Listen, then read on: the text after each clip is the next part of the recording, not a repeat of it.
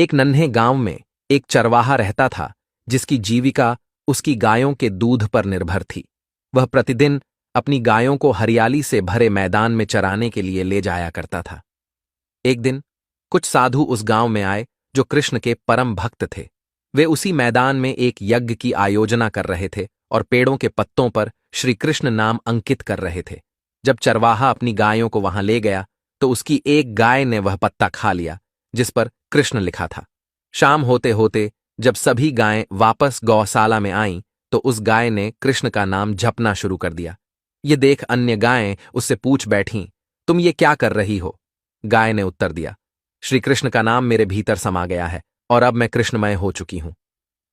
वह बिना रुके कृष्ण का नाम जपती रही, जिससे अन्य गायों ने उसे अपने समूह से अलग कर दिया। सुबह जब चरवाहा दूध दूहने आया तो उसने देखा कि वह गाय बाहर खड़ी है। उसने उसे वापस अंदर ले आया, लेकिन जैसे ही वह चला गया बाकी गायों ने उसे फिर से बाहर धकेल दिया। चरवाहे ने सोचा, इस गाय के साथ क्या समस्या है कि अन्य सभी उसे दूर कर रहे हैं? कहीं उसे कोई रोक तो नहीं? चिंतित चरवाहे ने गहन विचार के बाद उस गाय को ले जाकर एक सुनसान जंगल में छोड़ दिया।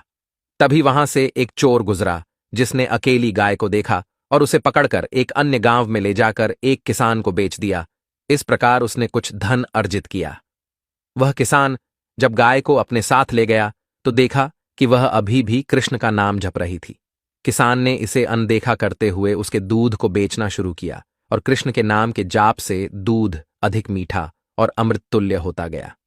धीरे धीरे उस दूध की प्रसिद्धि चारों ओर फैल गई और लोग उसे खरीदने के लिए आने लगे, जिससे किसान धनी होता गया। एक दिन राजा के मंत्री उस ओर से गुजरे और किसान के घर पर रुके। किसान ने उन्हें उसी गाय का दूध पिलाया जिसे पीकर मंत्री बहुत प्रसन्न हुए और कहा कि दूध बेहद स्वादिष्ट है।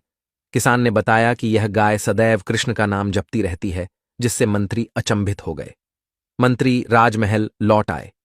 उस समय राज्य की महारानी कुछ दिनों से बीमार थीं और दवाइयों का कोई असर नहीं हो रहा था।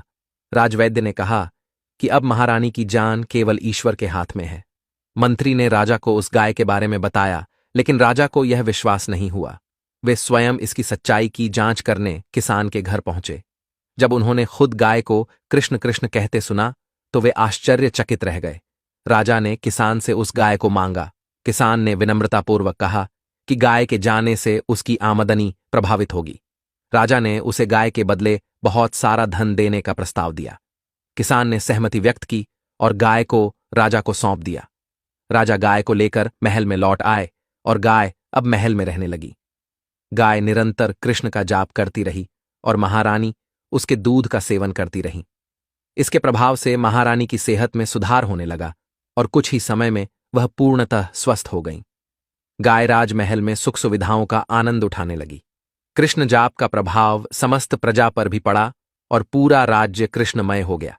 राजमहल से लेकर नगर के कोने कोने तक कृष्ण नाम की गूंज सुनाई देने लगी। इसलिए मित्रों, ये कहानी हमें सिखाती है कि कृष्ण की भक्ति में असीम शक्ति है जो हर सुख को आकर्षित करती है। उम्मीद है यह कहानी आपको पसंद आई होगी। ऐसी और भी कहानियों के लिए कृपया इसे लाइक करें और शेयर करें।